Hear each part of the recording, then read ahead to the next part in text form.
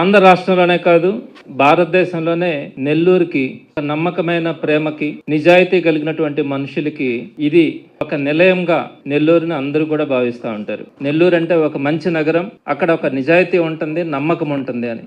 కానీ ఈరోజు నెల్లూరులో నిజాయితీ, నమ్మకం ఇవి లేవు. నెల్లూరు అంటే నార్కోటెక్స్ కి నిలయంగా ఈరోజు మారిపోయింది. నెల్లూరు అంటే నార్కోటెక్స్ హబ్ గా మారిపోయింది. నెల్లూరు అంటే నేరాల మయంగా మారిపోయింది. ఇటువంటి పరిస్థితిని ఈ రోజు మనం చూస్తామని ఈ రోజు కూడా కళ్ళ కూడా అనుకోలేదు. ఈ రోజు నెల్లూరులో ఉన్నటువంటి పరిస్థితి, డ్రగ్స్ గాని, రౌడీయిజం గాని, జైళ్లలో నుంచే క్రిమినల్స్ అంతా కూడా ఇక్కడ నేరాలని ఆర్గనైజ్ చేస్తున్నటువంటి ఈ డేంజరస్ ఎకో సిస్టమ్ ని ఈ రోజు మనం నెల్లూరు నగరంలో గమనిస్తా వస్తా ఉన్నాం. ఇది అందరూ అనుకుంటారేమో ఒక సాధారణమైనటువంటి లా అండ్ ఆర్డర్ ప్రాబ్లం ఈరోజు నెల్లూరులో ఉందని. ఈరోజు దీన్ని కేవలం ఒక లా అండ్ ఆర్డర్ ప్రాబ్లం గా మనం చూడలేం. ఇది యువతకు సంబంధించి, యువత భవిష్యత్తుకు సంబంధించి, అలానే కుటుంబాల భద్రత గురించి కానీ, సమాజంలో ఉండే శాంతి భద్రతల గురించి కానీ జరుగుతున్నటువంటి దాడిగానే ఈ రోజు మనము ఈ జరుగుతున్నటువంటి పరిణామాలన్నింటినీ కూడా చూడాల్సి వస్తుంది. ఒక్క విషయం గుర్తుపెట్టుకోవాలా, ఇదే విధంగా కనుక ఇంటెలిజెన్స్ ఫెయిల్ అయితే, ఇప్పుడు ఏ విధంగా అయితే ఇంటెలిజెన్స్ ఫెయిల్ అయిందో,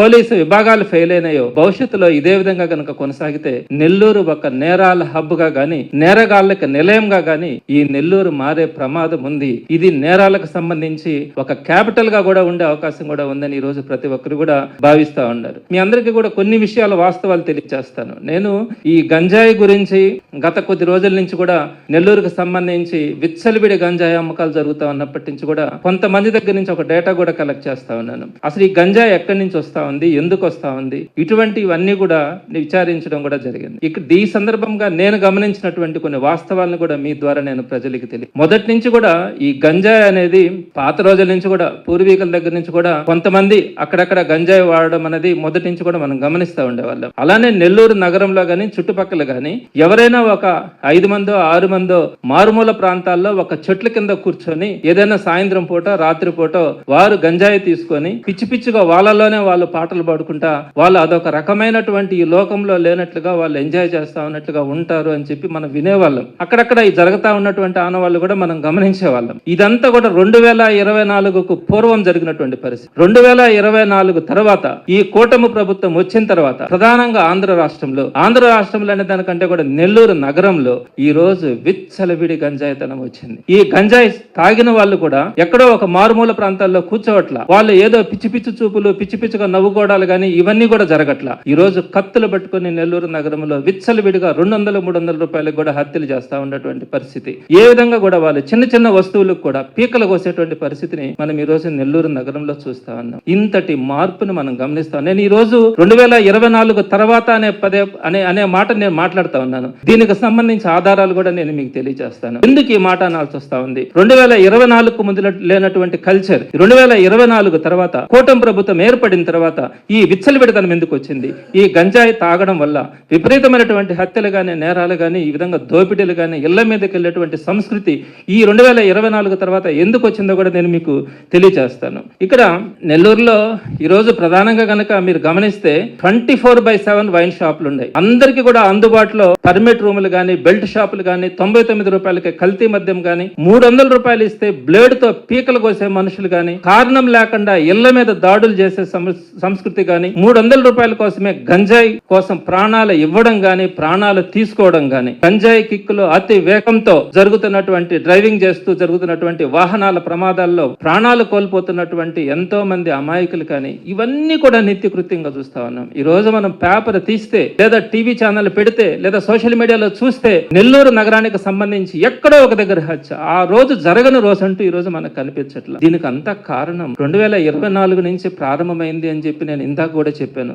దానికి సంబంధించినటువంటి ఒక వాస్తవాన్ని నేను మీ దృష్టికి తీసుకొని వస్తా ఉన్నాను. ఇంతకు ముందు వైజాగ్ గానీ, అటువంటి అక్కడ ఉన్నటువంటి కొన్ని ప్రాంతాల్లో ఒరిస్సా నుంచి గంజాయి దిగుమతి చేసుకొని అక్కడ కొన్ని ప్లేసెస్ లో ఈ గంజాయి అమ్మకం అనేది ఎక్కువగా జరుగుతూ ఉండింది. అక్కడ కొంతమందిని అరెస్ట్ చేయడం కానీ, జగన్మోహన్ రెడ్డి గారి గవర్నమెంట్ లో దీని మీద మీకు అందరికీ కూడా తెలుసుంటది. సుమారుగా 1,00,000 కేజీలు గంజాయిని, సుమారుగా 400 కోట్ల రూపాయల గంజాయిని పట్టుకోవడం కానీ, మొత్తం మీద దాన్నంతా కూడా తగలబెట్టినటువంటి పరిస్థితిని మనం చూసినాం. ఆ పరిస్థితుల నుంచి అన్ని కూడా ఎక్కడ ఎక్కువ జరిగినాయి, వైజాగ్ గానీ, రాజమండ్రి గానీ, ఆ ప్రాంతాల్లో కూడా ఎక్కువగా పట్టు పట్టుబడడం కానీ జరిగితే వాటన్నింటిని కూడా ఎక్కడికక్కడ సివియర్ యాక్షన్స్ తీసుకొని వాటన్నింటిని కూడా అరెస్ట్ చేయడం కానీ విధంగా జరిగినాయి. అయితే ఎక్కడైతే ఆ ప్రాంతాల్లో జరుగుతూ ఉన్నప్పుడు అక్కడ ఉన్నటువంటి క్రిమినల్స్ అందరినీ అరెస్ట్ చేసి అక్కడ ఉన్నటువంటి జైలుల్లో పెడతా ఉన్నటువంటి పరిస్థితుల్లో 2024లో కూటమి ప్రభుత్వం వచ్చిన తర్వాత ఇంటర్ జోనల్ చేంజెస్ అన్నది కొన్ని చేసినారు.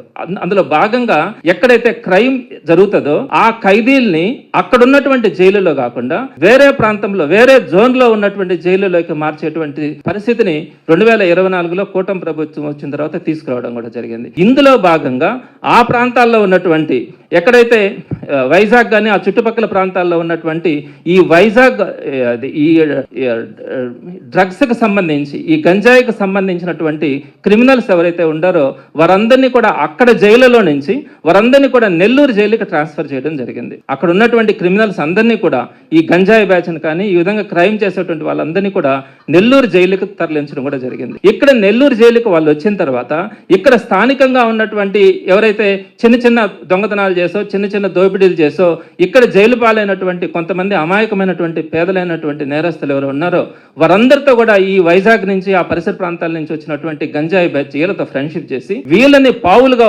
వాడుకొని మేము అక్కడి నుంచి గంజాయిని మీకు పంపిస్తాము, మీరు నెల్లూరులో ఒక చైన్ సిస్టంలో ఈ గంజాయి అమ్మకాన్ని మీరు చేయాల్సి వస్తుందని చెప్పి ఒక ఫ్రెండ్షిప్ చేసుకొని వీరందరినీ కూడా జైలులో నుంచి బయట వస్తా ఉన్న తర్వాత వీరందరినీ కూడా ఉపయోగించుకొని ఆ వైజాగ్ నుంచి వచ్చినటువంటి ఏదైతే గంజాయి బ్యాచ్ ఉందో వీరందరి ద్వారా ఈ రోజు నెల్లూరులో విచ్చలవిడిగా ఎన్ఎల్ హాస్పిటల్స్ అత్యుత్తమ వైద్య సేవలు సామాన్యులకు అందుబాటులో. అపార అనుభవం గల వైద్య నిపుణులు doctor Nagendra Prasad Kulari, managing director, గుండె వ్యాధి వైద్య నిపుణులు గారి ఆధ్వర్యంలో cardiology, neurology, surgical gastroenterology, orthopaedic, ప్రసూతి మరియు గైనకాలజీ, పల్మనాలజీ, జనరల్ మెడిసిన్ మరెన్నో పలు విభాగాల వైద్య సేవలు, అత్యాధునిక ఎక్విప్మెంట్ గల ఐసీయూ, ఆపరేషన్ థియేటర్, క్యాథ్లా, 24/7 ఎమర్జెన్సీ మరియు క్రిటికల్ కేర్, అడ్వాన్స్డ్ మిషనరీ గల ల్యాబ్, సిటీ స్కాన్, ఎక్స్రే మరియు సేవా విభాగం గల వర్కింగ్ స్టాఫ్, అన్ని కంపెనీల హెల్త్ ఇన్సూరెన్స్ సౌకర్యం కలదు. అందరికీ అందుబాటులో అత్యాధునిక వైద్య సేవలు అతి తక్కువ ఖర్చులో.